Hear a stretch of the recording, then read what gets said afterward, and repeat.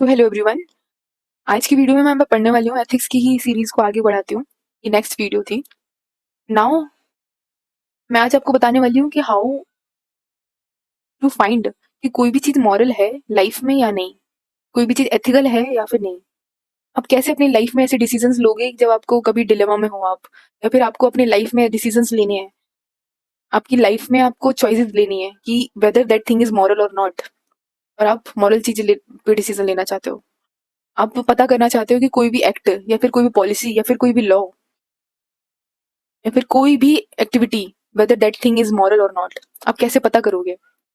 तो वही पता करने के लिए ये न्यू वीडियो है, और आगे की वीडियोस भी इसी पे बेसिस होंगी कि आप कैसे पता करोगे कि वो एक्ट या फिर वो पॉलिसी या फिर वो लॉ मॉरल था या फिर नहीं था, या फिर मॉरल है या फिर नहीं है, या फिर वो मॉरल होगा या नहीं होगा। आप जब एथिक्स के पेपर के केस स्टडी वाला पार्ट पढ़ोगे तो आपको पता चलेगा कि आपको मैक्सिमम टाइप ऑफ क्वेश्चंस ऐसे ही होंगे जिसमें आपको पता करना होगा कि वो एक्ट मैं क्या चूज करूं अपनी लाइफ में। आपके पास 4 ऑप्शंस होंगे, आप उन चारों में से क्या चूज करते हो, आपको वो कैसे डिसाइड करना है कि कौन सा चूज करूं मैं, कौन सा सबसे मोरल है। तो वही सीखने के लिए आज ये वीडियो आ गया है। ठीक है, तो सबसे पहले मैं आपको बताती हूँ कि डिटर्मिनेंट्स ऑफ एथिक्स कैसे समझते हो। डिटर्मिनेंट्स ऑफ एथिक्स का मतलब क्या है कि कोई भी चीज एथिकल है या नहीं, कोई भी चीज मॉरल है या नहीं, वो चीज डिटरमाइन करने के लिए कुछ डिटर्मिनेंट्स हैं, कुछ फैक्टर्स हैं, जिन फैक्टर्स के बेसिस पे आप कह सकते हो कि हाँ, अब मैं बोल सकता हूँ कि इस फैक्टर के बेसिस पे हाँ ये चीज मॉरल है। बहुत सारे फैक्टर्स हैं, बहुत सारे कॉजेज होंगे कुछ, उनके बेसिस पे आप बोल सकते हो कि वो चीज मॉरल है या नहीं है। ओके, तो आज की वीडियो में मैं आपको बताती हूँ कि एथिक्स ऑफ डिटर्मिनेंट क्या है। डिटर्मिनेंट का मतलब समझ में आया। डिटर्मिनेंट का सिंपल सा मतलब है कि वो फैक्टर्स, वो कॉजेज, वो इंग्रेडिएंट्स, वो रीजंस जिसके बेसिस पे आप ये डिफाइन कर पाओ कि हाँ कोई भी एक्ट मॉरल है या फिर नहीं है, कोई भी एक्ट एथिकल है या नहीं है। आज जो एक फैक्टर जो हम पढ़ने वाले हैं, that factor is your knowledge. Knowledge के बेसिस पे, नॉलेज के बेसिस पे आप कैसे डिफाइन करोगे ये चीज कि हाँ ये चीज मॉरल है। जिस इंसान को नॉलेज ज्यादा होती है, हर किसी को पता है, आपको भी पता है, हमें भी पता है कि जिस इंसान को नॉलेज ज्यादा होती है, हायर चांसेस होते हैं कि वो मॉरल और इमोरल में अच्छे से डिस्टिंग्विश कर पाए, अच्छे से डिफरेंस नोटिस कर पाए। जिस इंसान के पास नॉलेज ही नहीं है, आप कैसे उससे एक्सपेक्ट कर सकते हो कि हाँ वो पर्सन मॉरल और इमोरल में डिफाइन कर पाए। आपको पता ही नहीं है बेसिस, तो आप कैसे बता पाओगे किसी चीज पे कि whether that thing is moral और नॉट।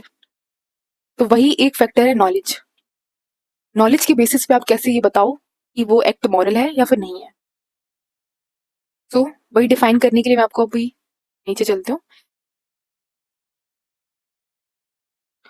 केमिस्ट्री, केमिस्ट्री के अंदर क्या पढ़ते हैं आप। केमिस्ट्री कहाँ से आ गई आप सोच रहे होगे। Chemistry is a subject of chemicals.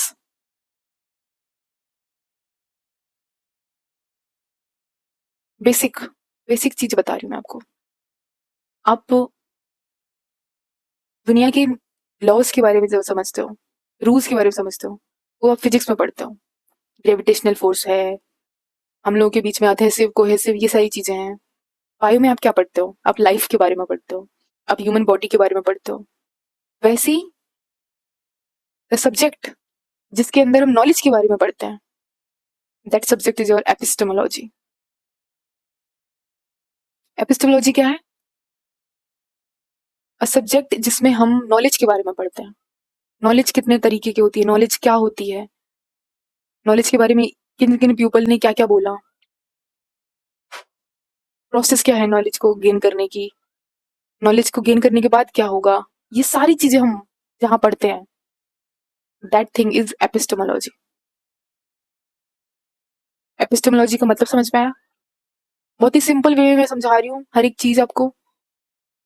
Epistemology समझ में आ गया आपको। एपिस्टेमोलॉजी में एक चीज आती है, that is source of knowledge. जब हम नॉलेज के बारे में सारी चीजें पढ़ेंगे कि नॉलेज क्या होती है, कितने तरीके की होती है, नॉलेज की प्रोसेस क्या है, नॉलेज का एप्लीकेशन क्या है, नॉलेज के ड्रॉबैक्स क्या है, पॉजिटिव्स क्या है, निगेटिव्स क्या है, तो उसमें ही एक चीज आती है, नॉलेज के सोर्सेज क्या है। What are the sources of knowledge, आपको नॉलेज मिलती कहाँ से है। सोर्सेज मतलब आपको वो चीज मिल कहाँ से रही है, ओरिजिन कहाँ से हो रही है वो चीज, बेसिस क्या है उस चीज का। तो एथिक्स में हम एपिस्टेमोलॉजी का यूज करेंगे क्या पता करने के लिए। हम एथिक्स में पढ़ते हैं सोर्सेज, सोर्सेज ऑफ नॉलेज। अब सोर्सेज ऑफ नॉलेज को हम पकड़ेंगे, एथिक्स में पढ़ेंगे। एथिक्स में हम सोर्सेज ऑफ नॉलेज पढ़ते हैं, हम पूरे एपिस्टेमोलॉजी नहीं पढ़ते, हम पूरे नॉलेज के बारे में नहीं पढ़ते, नॉलेज की डेफिनेशन, नॉलेज की एप्लीकेशन नहीं पढ़ते हम ये सारी चीजें। हम एथिक्स में सिर्फ सोर्सेज ऑफ नॉलेज पढ़ते हैं, क्योंकि सिर्फ यही हमारे काम का है। तो हम सोर्सेज ऑफ नॉलेज पढ़ रहे हैं यहाँ पे। इन्हीं सोर्सेज के दो तरीके से, दो सोर्सेज पढ़ेंगे हम एथिक्स में। नॉलेज के इन दोनों सोर्सेज से हमें नॉलेज मिलती है। और फिर नॉलेज से क्या होगा, नॉलेज से मैंने आपको बताया कि आप डिसाइड कर पाओगे कि वो एक्ट मॉरल है या एथिकल है या फिर नहीं है। तो what are the those two sources, वो दोनों सोर्सेज हैं। The first is your experience and second is reasoning. कोई बात नहीं, अगर आपको इन दोनों ही वर्ड्स का मतलब नहीं पता है, मैं एक एक चीज आपको अच्छे से समझाऊंगी। सबसे पहला है experience and second is reasoning. के बीच में एक डिमार्केशन बता दूं, मैं इधर साइड आपको एक्सपीरियंस बताऊंगी, एक्सपीरियंस के पॉइंट बताऊंगी, और इधर आपको रीजनिंग के पॉइंट्स बताऊंगी।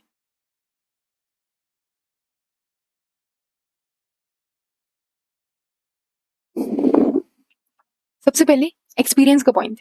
देखो, अगर मेरी स्पीड अगर स्लो लगती है ना, तो आप स्पीड बढ़ा लिया करो, 1.5 पे बना लो, 2 पे बना लो, जितना सही लगे, कंफर्टेबल लगे उतने पे पहुंचो और फिर पढ़ लो आराम से।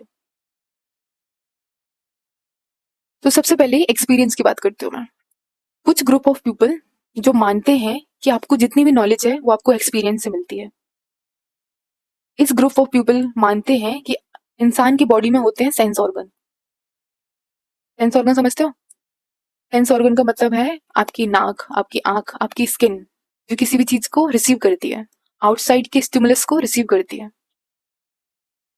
आपकी टंग जो टेस्ट को रिसीव करती है, आपकी ईयर जो वॉइस को रिसीव करते हैं, आपकी आंख जो विजुअल रिप्रेजेंटेशन को रिसीव कर रहे होते हैं, आपकी स्किन गरम ठंडा अच्छा ये सारी चीजें रिसीव कर रही होती हैं, आपकी नोज स्मेल को रिसीव कर रही होती है। These are the sense organs.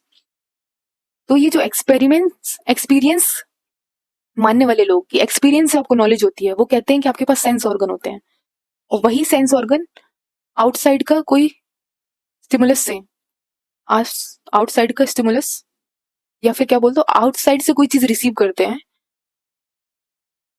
Outside से रिसीव करते हैं, और जिस रिसीव की वजह से उनकी बॉडी में कुछ फीलिंग होती है, उस फील की वजह से उनके दिमाग में एक आइडिया आता है, उस आइडिया से उनके अंदर नॉलेज बनती है। मैं कह दिया, कोई बात नहीं, नहीं समझ में आया तो मैं सब समझाने के लिए ही हूँ।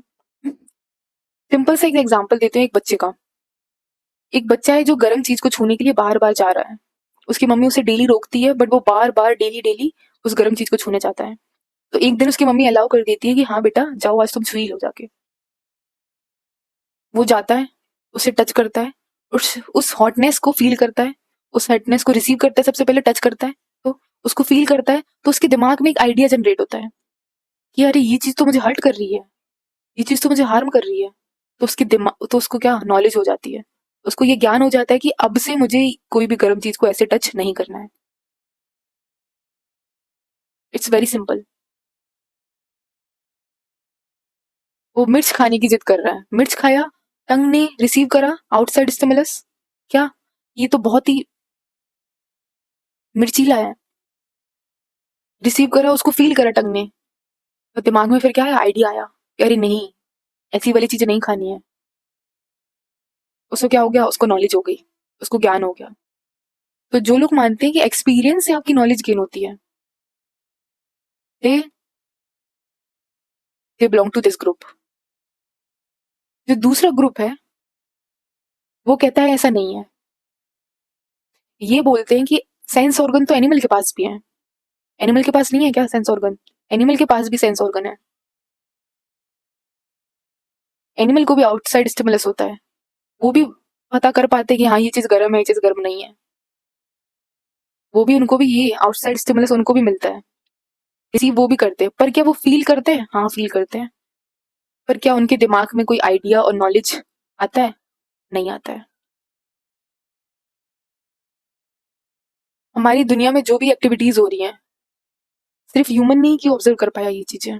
एनिमल ने क्यों नहीं कर पाया? एनिमल के सामने भी हो रही है। एनिमल क्यों आज भी वही चीजें करते आ रहे हैं जो सालों से करते आ रहे हैं?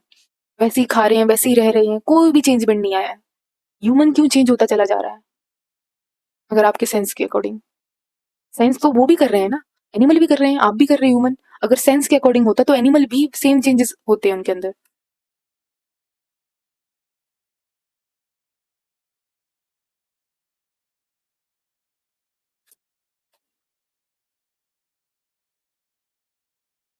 पर ऐसा नहीं है ना।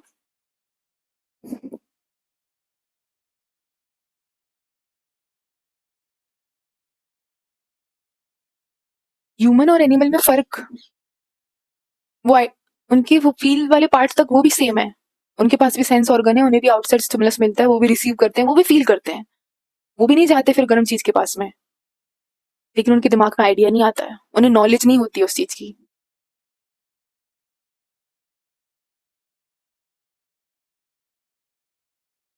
रीजनिंग वाले जो लोग हैं, जो लोग मानते हैं कि रीजनिंग से आपको नॉलेज होती है, रीजनिंग का मतलब क्या है? रीजनिंग का मतलब है दिमाग लगाना। रीजनिंग का मतलब है सोचना। रीजनिंग का मतलब है उस चीज का तर्क वितर्क हर एक तरीके से सोचना, रीजनिंग करना। हमने सबसे पहले पढ़ा था कि human being is a rational being. Human being is a rational being, जिसमें मैंने आपको समझाया था कि रेशनल क्यों है ह्यूमन बीइंग, क्योंकि वो रीजनिंग करना जानता है। ये थ्योरी ऑफ पीपल जो सपोर्ट करते हैं, वो भी ये कहते हैं कि ऐसा है। आपकी आइडिया नॉलेज, ये वाला पार्ट एनिमल के अंदर नहीं होता है। अगर सेंस ऑर्गन से ही ऐसे होना होता तो एनिमल्स के पास भी ऐसा चीज हो रही होती, उनको भी ज्ञान हो रहा होता, वो भी इवॉल्व कर रहे होते हैं, वो भी डिस्कवरीज कर रहे होते, वो भी लॉज बना रहे होते आज, वो भी पॉलिसीज बना रहे होते आज, वो भी एस्थेटिक हो गए होते आज। पर ऐसा नहीं है। ह्यूमन ही क्यों ये सारी चीजें हुआ है? क्योंकि उसके पास कौन सी टेंडेंसी है? रीजनिंग। और रीजनिंग ही रीजन है नॉलेज का। आपको रीजनिंग से ही, दिमाग लगाने से ही, सोचने से ही आपको नॉलेज होती है। और जब आपको नॉलेज हो जाती है, नॉलेज इज अ डिटर्मिनेंट। ऐसा डिटर्मिनेंट है, ऐसा फैक्टर है जो आपको याद कराता है कि हाँ कोई चीज मॉरल है या इमोरल है।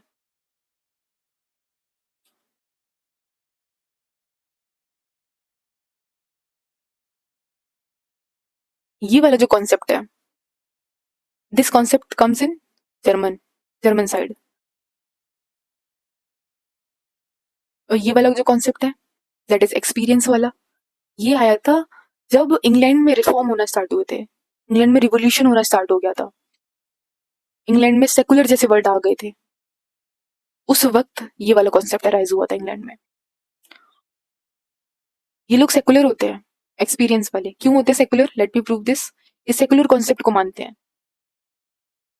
They they believe in secular concept. क्यों?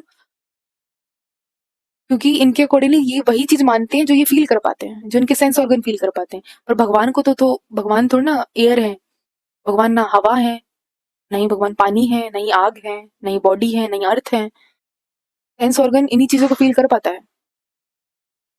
तो भगवान इनमें से कुछ है नहीं, तो फिर इनके सेंस ऑर्गन भी नहीं रिसीव कर पा रहे हैं भगवान की प्रेजेंस को। ऐसा ये बोलते हैं कि भगवान जैसी कोई चीज नहीं है, तो ये फिर भगवान, देवी देवता, इन सब किसी चीज को नहीं मानते हैं।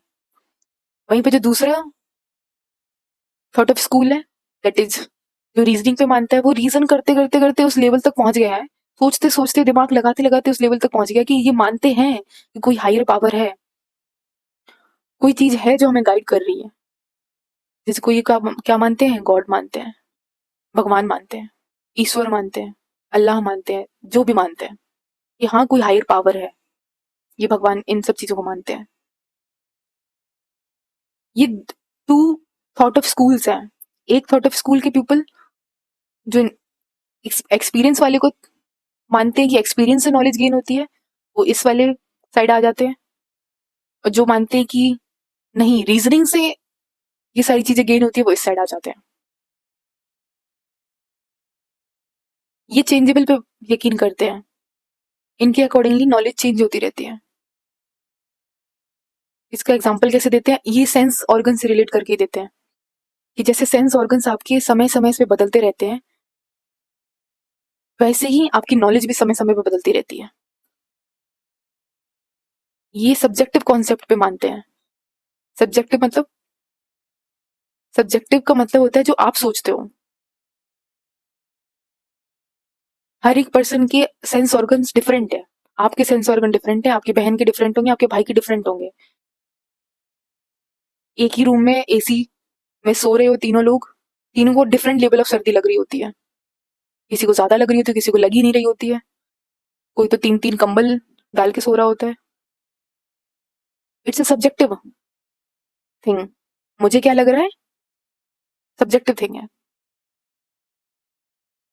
ये सब्जेक्टिव कॉन्सेप्ट को मानते हैं। सब्जेक्टिव का मतलब क्या होता है वो समझा रही हूँ आपको।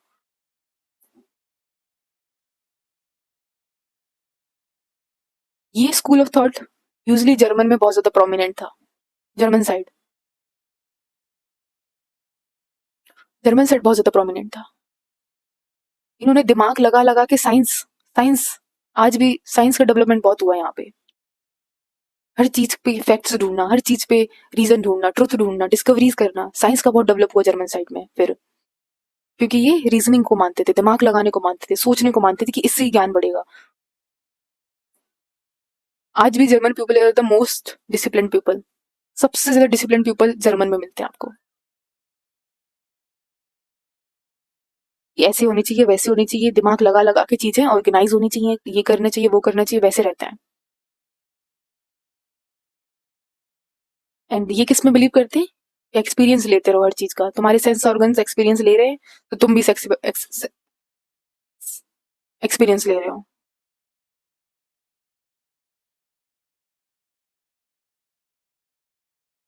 This is it. ये मैं सिर्फ एक ही फैक्टर पढ़ा रही हूँ आपको आज। I hope it is clear to you कि कैसे आप नॉलेज से, how knowledge is a determinant of ethics. आज की वीडियो में प्रूफ ही यही करा गया है कि कैसे नॉलेज एक डिटर्मिनेंट ऑफ एथिक्स है।